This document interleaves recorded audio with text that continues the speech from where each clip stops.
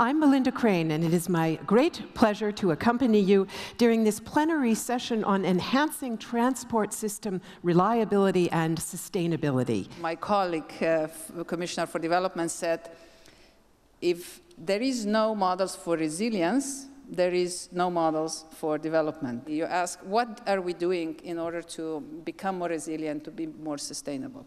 How can we connect each other better? How can we cooperate better? How can we collaborate and co-create better? Because more we are connected, more we are free, more we are safe. Yeah?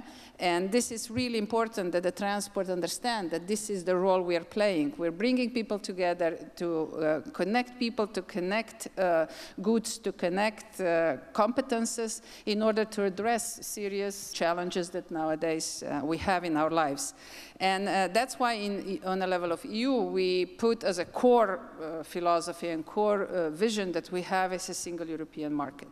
And transport, of course, plays an incredibly important role in that, and that's why it comes of no surprise that the core vision of transport sector is creation of a single European transport area. We will face a capacity crunch of about 1.9 million flights in 2035 not being served due to non-availability of capacity at the hubs. And that is something which we encourage to discuss in Europe. It is something which we need to see happening because it will have a significant impact on the GDP and of course also on our competitiveness compared to the rest of the world if we cannot cater these kind of needs. Consciousness change, David Scalzo. Let's say we could actually finally get either a viable carbon emission trading system and or a jet fuel tax.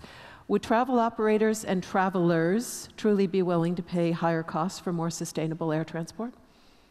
I don't think so, is the short answer to the question. ICAO absolutely has to put something in place globally to fix this. But when you stand back and look at this, aviation is about 2% of the carbon emissions globally.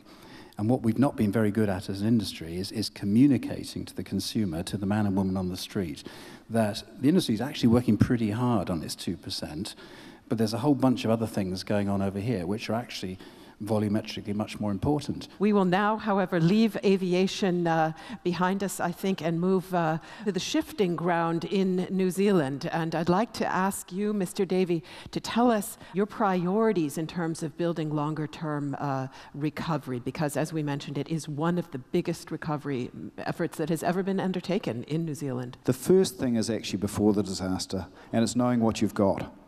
In our case, we had simulated earthquakes. And then when we have the earthquake, we know what it's done to our buildings, what it's done to our wharves, and what resilience we have left and how we can operate.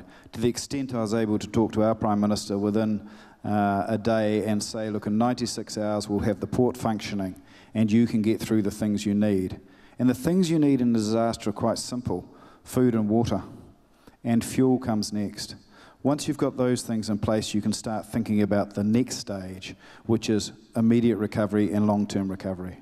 So long-term recovery, that's a long-term build.